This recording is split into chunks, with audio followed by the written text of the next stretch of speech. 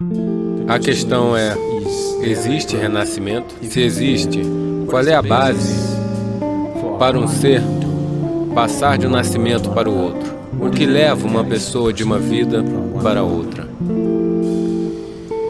Agora, se você precisa entender isso, você deve ter algum entendimento sobre a mecânica de quem você é. Estou falando da mecânica de como o ser humano é criado. Veja, quando você diz que sou um ser humano, a periferia mais externa é o corpo físico.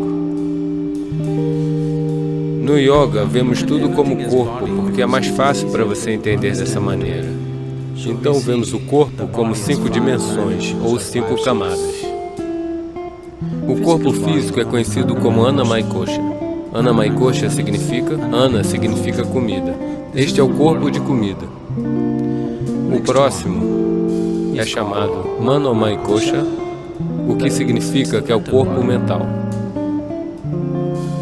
O terceiro é chamado Pranamaya-kosha, que significa o corpo energético. Corpo físico, corpo mental, corpo energético. Todas essas 3 dimensões são físicas. Elas são existência física. O corpo físico é muito grosseiro, o corpo mental é mais sutil, o corpo energético ainda é mais sutil, mas todos esses 3 são físicos. É como se a lâmpada é física, você pode ver isso. A eletricidade por trás também é física, não é? O fio que se conecta também é físico, os elétrons que fluem através do fio também são existência física. Da mesma forma, corpo físico, corpo mental, corpo prânico, são todos dimensões físicas da vida. Essa dimensão física da vida, em todas essas 3 dimensões, carrega as impressões do karma. No corpo está impresso, na mente está impresso e na energia está impressa. Essas impressões kármicas, ou a estrutura kármica, são o que as mantém unidas. Karma é o cimento que mantém você no corpo físico. O karma é a escravidão. Ao mesmo tempo, é apenas por causa do material kármico, você pode se manter no corpo e estar aqui.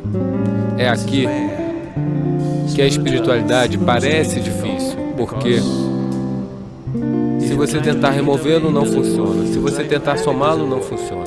Você precisa apenas estar lá. Se você apenas está lá, é um momento. Agora, as próximas 2 dimensões são chamadas Vijnanamaya-kosha e Anandamaya-kosha. Vijnanamaya-kosha é não físico, mas relacionado ao físico. É como um estado transitório. A Anandamaya-kosha é completamente não físico. Então, Vijnanamaya-kosha e Anandamaya-kosha significa que é o corpo de bem-aventurança. Existe um corpo de bem-aventurança internamente, o qual é 100% não físico, não tem forma própria. Somente se o corpo energético, o corpo mental e o corpo físico estiverem bem formados, ele pode manter o corpo de bem-aventurança bem formado. Se essas coisas forem removidas, o corpo de bem-aventurança se tornará uma parte do cosmos.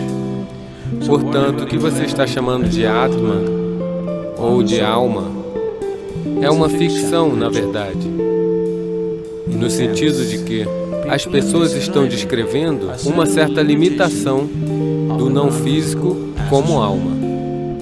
Mas o corpo para a alma ainda é seu karma. Se a estrutura kármica for completamente desmantelada, não há alma. Tudo se funde em todo o resto. O que é chamado de Mahasamadhi ou Mahaparinirvana é exatamente isso, que você compreende lentamente onde estão as chaves e desmantela a estrutura kármica, para que você verdadeiramente não exista mais.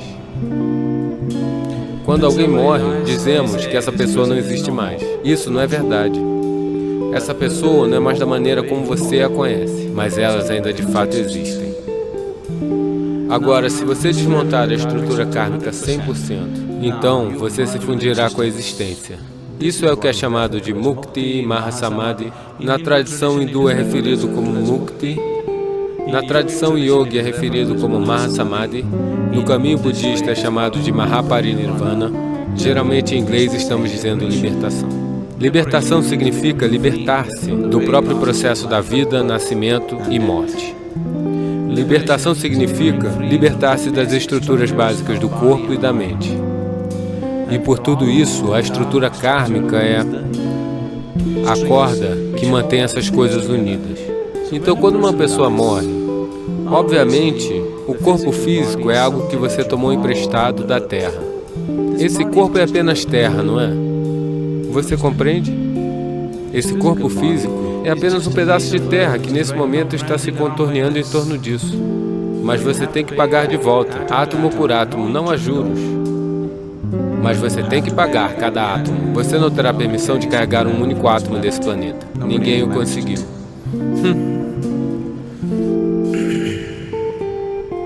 O corpo físico desmoronará. O corpo mental e o corpo prânico, dependendo da força do seu karma, continuam.